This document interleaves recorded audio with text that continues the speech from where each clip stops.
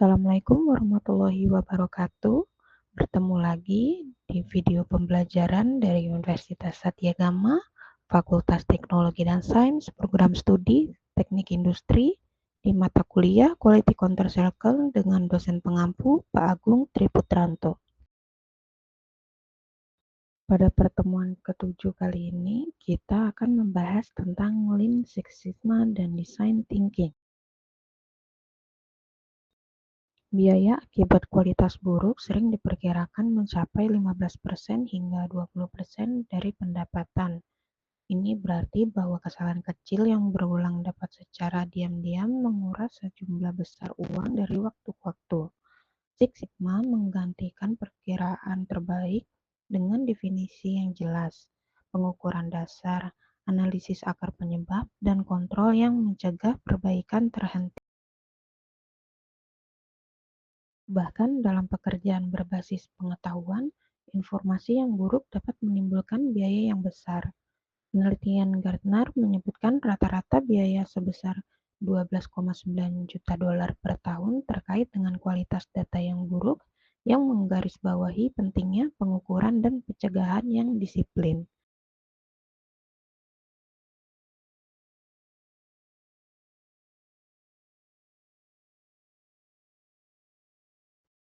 Mari kita bahas Six Sigma.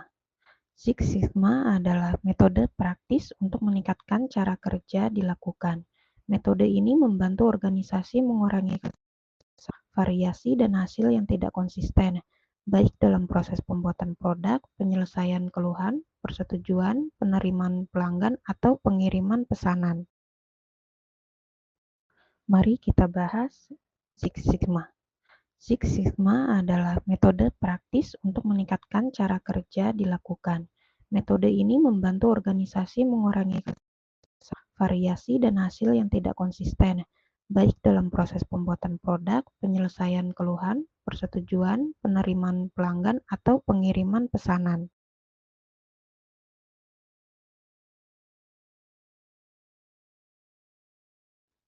Sigma sendiri yaitu istilah statistik yang umum digunakan untuk menggambarkan variasi.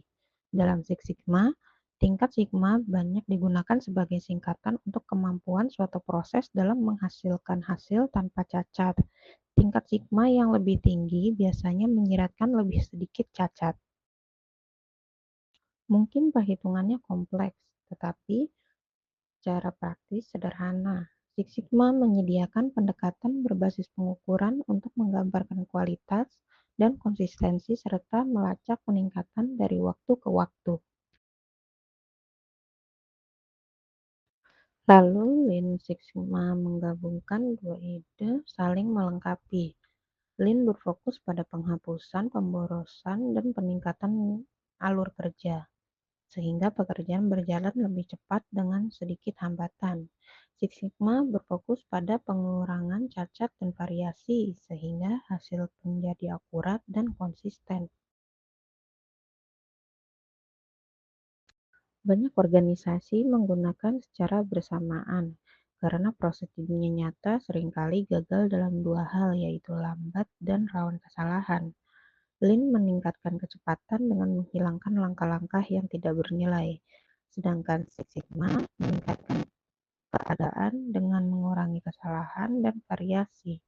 Lean Six Sigma menggabungkan keduanya sebagai pendekatan berbasis tim untuk meningkatkan kinerja dengan menghilangkan pemborosan dan cacat. Selanjutnya, mari kita bahas tentang 5 prinsip utama Six Sigma. Six Sigma bekerja paling baik ketika tim secara konsisten menerapkan sejumlah kecil prinsip. Prinsip-prinsip ini menjaga upaya peningkatan tetap berfokus pada dampak bagi pelanggan dan hasil yang terukur, serta mencegah tim terburu-buru untuk mengambil solusi terlalu dini. Yang pertama, fokus pada pelanggan. Ini bisa dimulai dengan mengklasifikasikan apa arti kualitas bagi pelanggan. Bisa berupa lebih sedikit kesalahan, waktu penyelesaian yang lebih cepat, keadaan yang lebih baik, komunikasi yang lebih jelas, atau lebih sedikit proses transisi.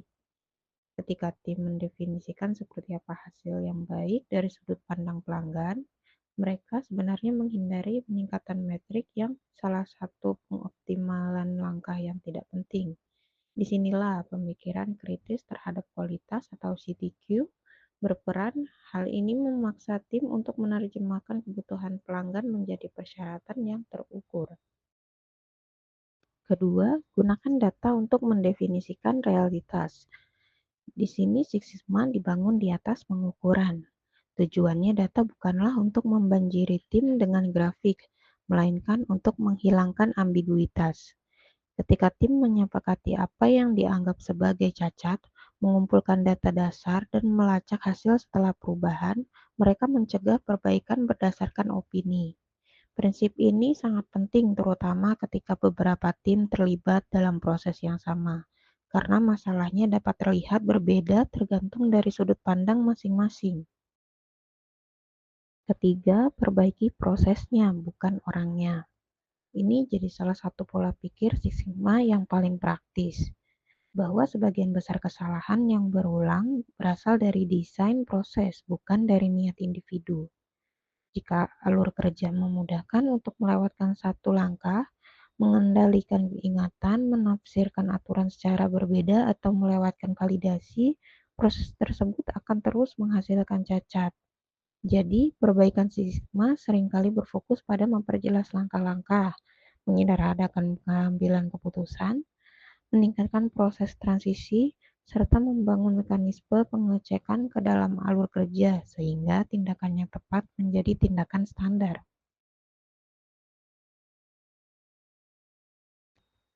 Keempat, kurangi variasi dengan menghilangkan akar penyebabnya. Alasan mengapa hasil berbeda di berbagai shift, tim, alat, atau situasi. Variasi inilah yang menciptakan kualitas yang tidak konsisten, bahkan ketika orang-orang sudah berusaha sebaik mungkin. Jadi, dengan mengidentifikasi akar penyebab dan mengendalikan variasi yang mendorong inkonsistensi, tim dapat menstabilkan kinerja dan mengurangi pekerjaan ulang. 5. Mempertahankan peningkatan dengan pengendalian. Perbaikan yang tidak bertahan lama bukanlah peningkatan, itu hanya tambahan sementara. Six Sigma memperkuat rencana pengendalian, kepemilikan proses, pemantauan, dan pekerjaan standar untuk mencegah penurunan kinerja. Inilah cara tim mengubah proyek sekali jalan menjadi standar operasional jangka panjang.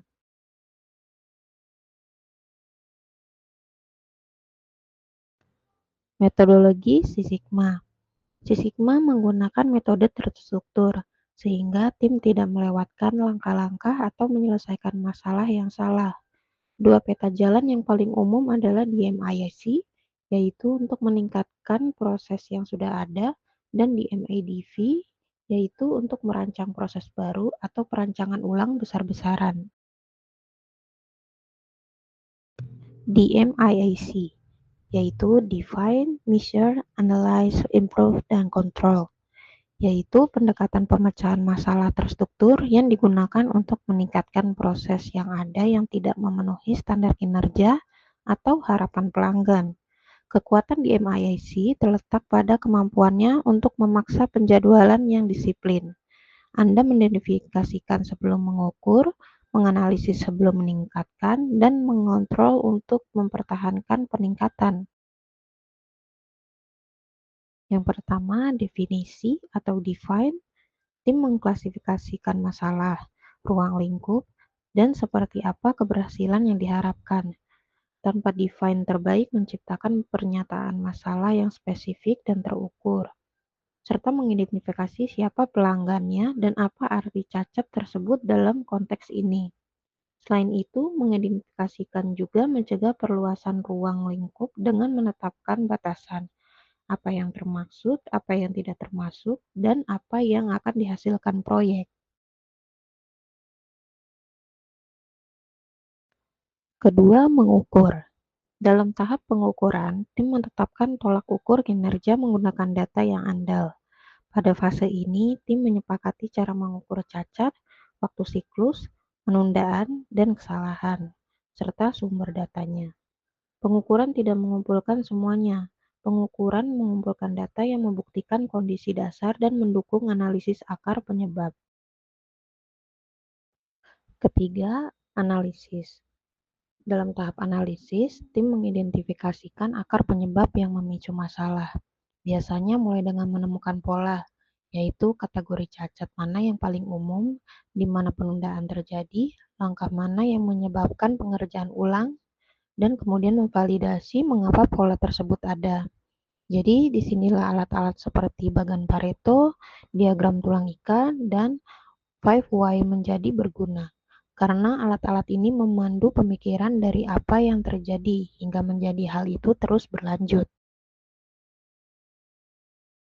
Keempat, meningkatkan. Dalam program Improve, tim mengimplementasikan solusi yang menargetkan akar penyebab dan validasi dampaknya menggunakan metrik kinerja sebelum dan sesudah. Perbaikan yang kuat bersifat spesifik dapat diuji dan dirancang untuk mengurangi variasi. Di sini banyak perbaikan terbaik bukanlah transformasi besar, melainkan perubahan kecil yang menghilangkan ambiguitas, mengurangi hambatan transisi, dan menambahkan perlindungan kesalahan yang ringan. Kelima, kontrol. Dalam tahap kontrol, tim mempertahankan pencapaian.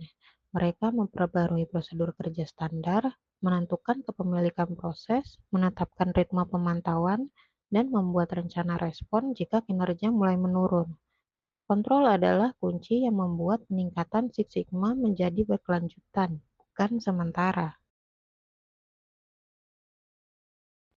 Berikutnya ada DMADV, yaitu Define, Measure, Analyze, Design, and Verify. Digunakan saat merancang proses baru atau melakukan perancangan ulang besar-besaran di mana peningkatan proses yang ada saja tidak cukup. Alih-alih mendiagnosis alur kerja yang ada, di MNDV membangun alur kerja dari awal untuk memenuhi persyaratan. Pendekatan ini mengikuti disiplin yang serupa, definisi yang jelas, persyaratan yang terukur, pilihan desain yang matang, dan verifikasi sebelum peluncuran penuh. Pertama, definisi. Dalam tahap definisi, tim mengklasifikasi masalah, ruang lingkup, dan seperti apa kesuksesan yang diharapkan. Tahap ini terbaik menghasilkan pernyataan masalah yang spesifik dan terukur, serta menetapkan siapa pelanggannya dan apa arti cacat dalam konteks ini.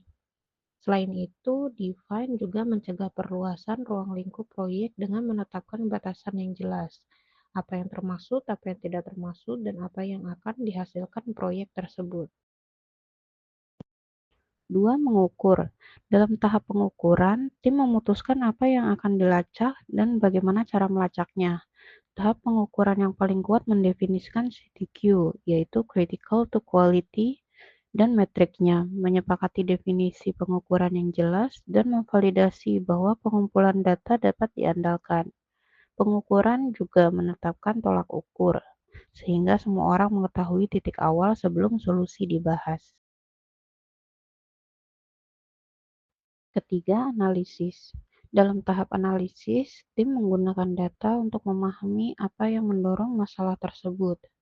Tahap analisis terbaik melampaui gejala dan mengisolasi akar penyebab sebenarnya, di mana cacat berasal, langkah mana yang menciptakan variasi terbesar, serta faktor yang paling mempengaruhi kinerja.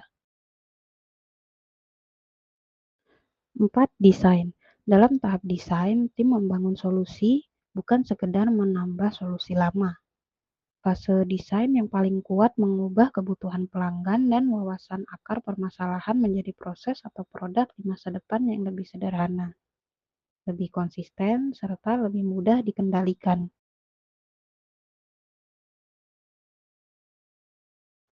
Kelima, verifikasi. Dalam tahap verifikasi, tim mengkonfirmasi bahwa desain baru berfungsi di dunia nyata, bukan hanya di atas kertas. Tahap verifikasi terbaik menjalankan uji coba atau pengujian validasi, membandingkan hasilnya dengan kriteria keberhasilan, dan menunjukkan bahwa solusi tersebut dapat secara konsisten mencapai target. Berikut adalah gambaran secara singkat di mana perbedaan DMAC serta DMAV dalam Six Sigma metodologi.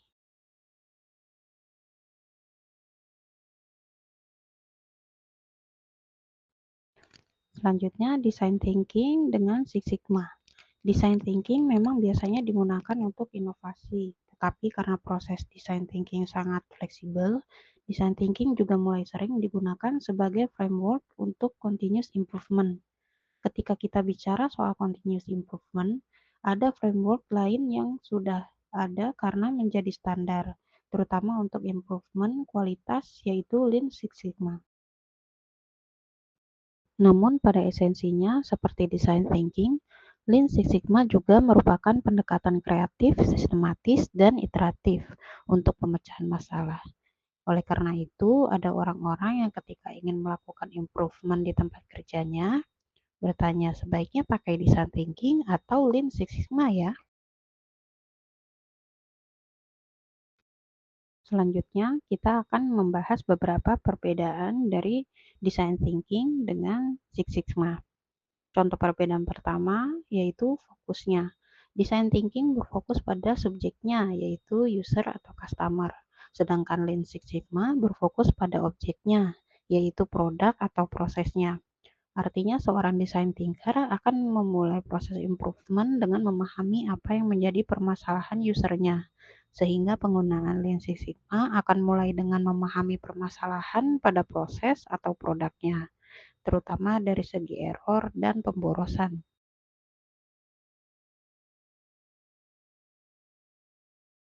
Oleh karena itu, arah improvement atau bentuk solusi akhirnya bisa sangat berbeda, karena seorang design thinker lebih memprioritaskan menjawab kebutuhan user yang belum terpenuhi, sehingga tidak terpaku pada kerangka proses atau produk yang sudah ada. Contoh perbedaan kedua yaitu keterlibatan customer dalam proses.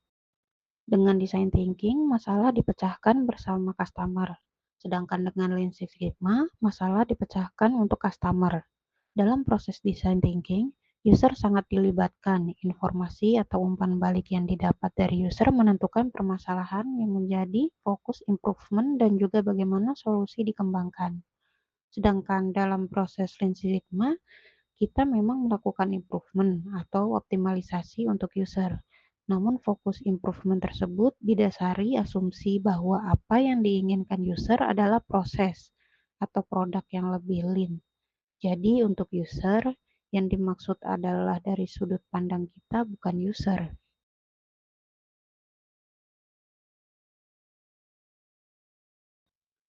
Yang terakhir, contoh perbedaannya yaitu solusi yang dikembangkan. Proses design thinking mengembangkan solusi ibaratnya dengan tangan, sedangkan proses Lean Six Sigma mengembangkan solusi dengan data. Yang dimaksud dengan tangan yaitu seorang design thinker mengembangkan solusinya dengan membangun prototipe konkret untuk secara langsung dicobakan dengan customer. Sedangkan proses Lean Six Sigma, solusi yang menggunakan pengukuran-pengukuran dan data kuantitatif yang didapat digunakan sebagai dasar untuk perbaikan.